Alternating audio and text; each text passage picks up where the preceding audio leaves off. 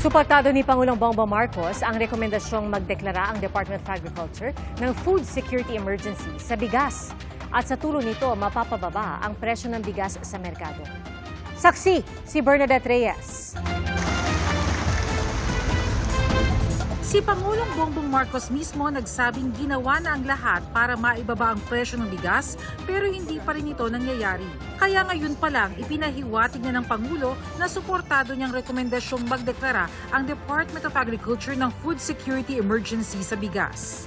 Well, we are still waiting for the recommendation of the Price Coordinating Council but siguro next week matatanggap na formally ng DA yung kanilang rekomendasyon.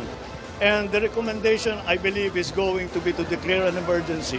Kapag idineklara ang food security emergency, maaari nang ilabas ang buffer stock na bigas ng National Food Authority at idadagdag sa ibinebenta sa merkado. Pag nangyari ito, inaasang bababa ang presyo ng bigas. The reason that we are doing this is ginawa na natin lahat upang ibaba ang presyo ng bigas. Ngunit the market is not being allowed to work properly. Hindi nasusundan ang demand and supply curve dahil hanggang ngayon kahit ibaba mo lahat ng inputs, ang pagbenta pa rin, mataas pa rin.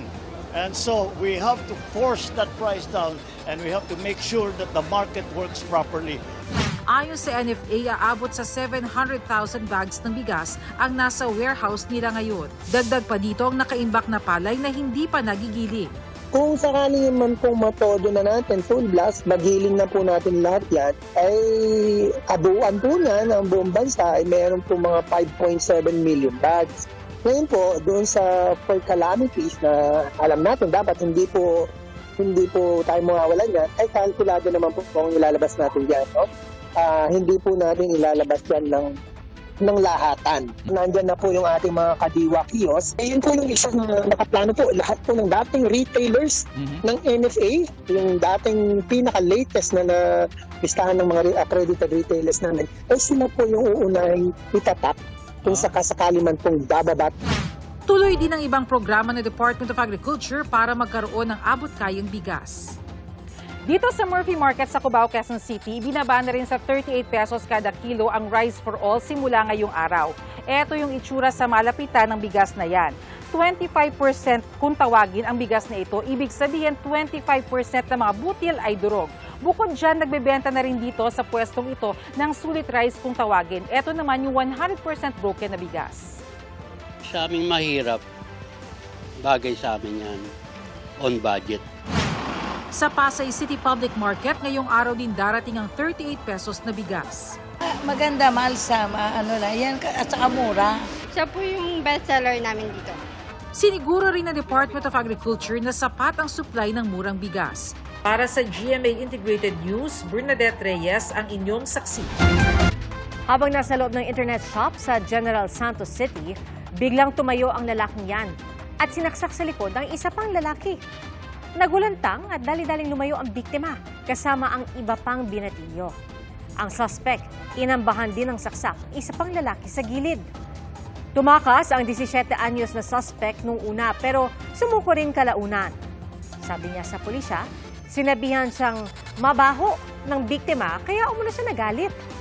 Hawak na siya ng DSWD habang patuloy namang nagpapagaling ang biktima.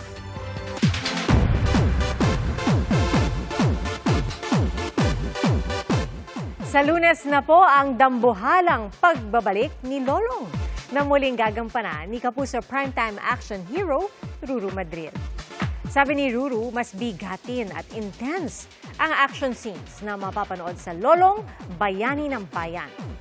Bilang paghahanda, nagsanay siya sa Pinoy Martial Arts.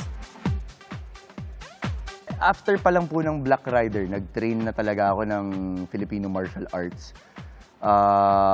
May mga pagkakataon na dumadayo pa ako na San Pedro, Laguna para aralin. Kailangan mo makuha yung flow eh. Kailangan walang kanto. Kailangan para kang nagsasayaw lang. Marami-rami rin daw ang makakasama ni Ruru na daragdag sa kulay at aksyon sa serye.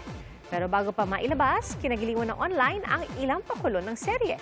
Gaya ni Dakila na spotted sa EDSA, sa isang mall at hanggang sa Cavite.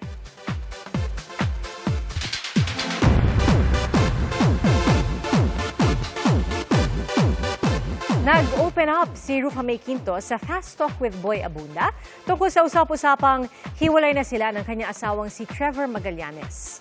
Aminado si Rufa na may pinagdaraanan silang pagsubok na sumabay pa sa kinakaharap na aktres na gusot dahil sa isang beauty and wellness center. Kasi syempre, pagod ako, lagi akong wala, in short. So, syempre, there's always two sides of the story. Pero naiintindihan ko din na hindi naman, syempre, puro ako lang ang tama. Syempre, siya din naman, may reason din. Pero, we're going through something. Batay sa mga naunang ulat, sinabi ni Trevor na nasa proseso na sila ng pagdidiborsyo. Paglilinaw ni Rufa, wala pang naghahain ng divorce sa kanilang dalawa. At wala rin daw kinalaman sa pera ang kanilang di pagkakaunawaan. Giit na aktres, mabuting asawa at ama si Trevor pero pribadong tao raw ang mister at naapektuhan din ng chismis. Natanong din si Rufa kung mahal pa ba niya si Trevor. Mahal mo pa ba si Trevor? Oo naman, mahal ko siya, syempre. Tsaka gusto ko syempre makumpleto ang pamilya namin. And if you have your way, gusto mo bang magkabalikan kayo? Ako kasi, kung ayaw na, re-respetuhin ko yung kahit na masakit sa akin eh. Siyempre, di ba, ba't ko pipilitin ng isang tao kung yun ang nararamdaman Pero niya? kung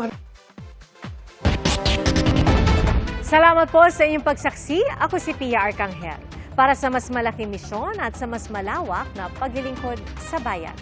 Mula sa GMA Integrated News, ang News Authority ng Filipino, hanggang sa Lunes, sama-sama po tayong magiging saksi!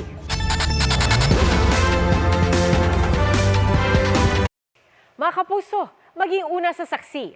Mag-subscribe sa GMA Integrated News sa YouTube para sa iba't ibang balita.